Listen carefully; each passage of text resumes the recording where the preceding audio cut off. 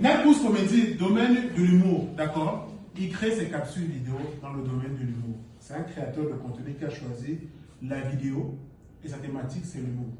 Maintenant, grâce à cette création de contenu, il commence à faire des one-man shows de plus en plus. Ma première fois, ma deuxième fois, ma troisième.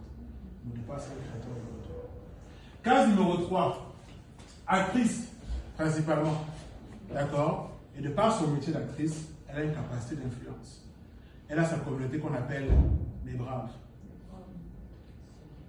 D'accord? Quatrième case, locaux. Alors, créateur de contenu, pas vraiment parce que c'est un chanteur, artiste et musicien. D'accord? C'est pas Internet qui fait vraiment sa création de contenu. Mais en réalité, de par sa musique, il a justement sa fanbase. Et chaque artiste musicien qui est un peu célèbre a sa fanbase. Et cette fanbase va suivre l'artiste quoi qu'il dise. Il a de l'influence sur ces personnes. Donc, je dis influence. Cinquième case. Arrache-clou, Arthur Paille. Si je ne me trompe pas, c'est ça, non? C'est ça. Voilà. Créateur de contenu. Bon, surtout Arthur Paille, lui, je le connais un peu avant parce qu'il a eu à faire des stand-up. D'accord? Donc en réalité, maintenant, ils ont compris que c'est bien, mais il faut se rendre visible grâce à Internet. Du coup, ils ont commencé à faire des créations de contenu humoristique sur Internet. Ici, justement, c'est ce que j'appelle dans le schéma camerounais. Au Cameroun, dès que quelqu'un fait un peu du bruit, sera un peu trop visible, on l'appelle le nouvel influenceur. Moi, je ne suis pas d'accord avec ce schéma. D'accord? C'est pour ça que je dis que c'est un schéma d'influenceur. Pour moi, ils sont populaires. Comme Crocos de Diamant a été à une époque. Ils sont populaires. C'est tout. Ils sont juste populaires.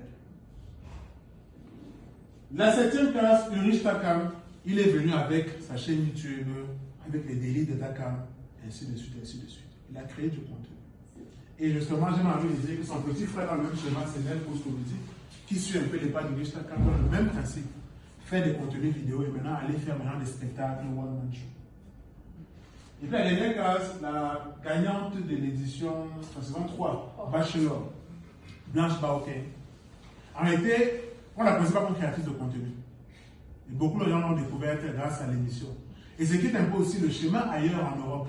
Beaucoup de gens qui gagnent des émissions de télé-réalité en Europe, on les appelle influenceurs parce que grâce à son parcours dans une émission de télé-réalité, elle a eu justement des gens derrière elle. D'accord? Il y a même des gens carrément sur Snapchat qui disent que tant qu'elle ne dit pas bonne nuit, on ne va pas dormir. Ils ont de l'influence. Elle a de l'influence sur ces personnes. On ne dit pas quoi? Tant qu'elle ne dit pas bonne nuit, il y a des gens qui ne vont pas dormir. Ouais. Ce sont des gens comme ça. Quand je dis qu'il y a une communauté de gens, c'est l'influence. D'accord? C'est ce que j'appelle de l'influence.